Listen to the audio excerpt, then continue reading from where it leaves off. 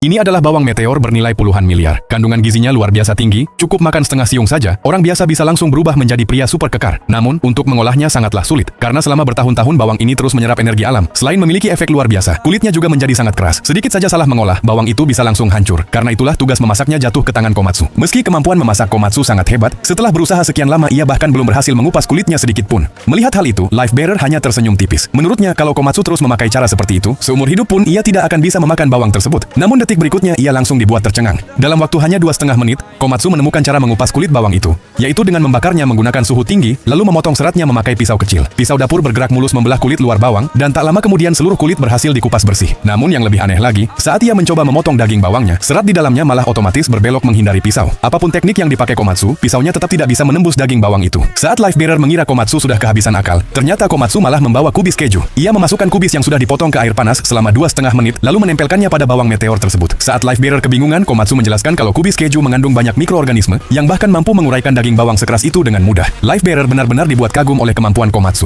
Sementara itu, Komatsu sudah terlalu fokus mengolah bawang hingga tidak sadar kalau racun dalam tubuh Life Bearer ternyata sudah terurai sepenuhnya. Life Bearer pun menunjukkan senyum ramah. Saat Komatsu sedang berkonsentrasi penuh, ia tiba-tiba muncul di belakangnya. Ia sudah tidak sabar ingin mencicipi kenangan rasa masakan milik Komatsu. Tiba-tiba Life Bearer memegang Komatsu dari belakang hingga Komatsu menjerit kaget. Lalu perlahan tangannya bergerak menuju pisau milik Komatsu. Namun ternyata ia hanya ingin menunjukkan titik terbaik untuk memotong bawang itu, membuat Komatsu langsung lega. Ternyata Life Bearer memang hanya ingin membantu. Saat muda dulu, ia hidup miskin dan tidak punya teman. Tetapi kecintaannya pada memasak sangat besar. Dalam diri Komatsu, ia melihat bayangan dirinya di masa muda. Setelah bekerja keras, bawang meteor itu akhirnya selesai dimasak. Komatsu dan Life Bearer membawanya ke hadapan semua orang. Toriko sangat terkejut, sedangkan Koko hanya tersenyum tipis karena semua ini memang sudah ia perkirakan sejak awal. Ia percaya, dengan kemampuan Komatsu, Life Bearer bisa melepaskan kegelapan dalam hatinya dan menemukan kembali semangat sejatinya sebagai seorang koki. Saat tutup panci raksasa dibuka, semua orang langsung terpana. Meski ukurannya sudah mengecil, bawang meteorit itu tetap membuat semua orang bingung harus mulai memakannya dari mana. Tiba-tiba dari ujung bawang menetes cairan emas. Detik berikutnya bawang itu melesat ke langit seperti peluru meriam, lalu meledak menjadi kembang api yang sangat indah. Melihat pemandangan itu, semua orang tersenyum bahagia. Setelah ledakan cahaya menghilang, sebuah meteor emas jatuh ke atas piring, dan itulah wujud asli bawang meteorit sebenarnya.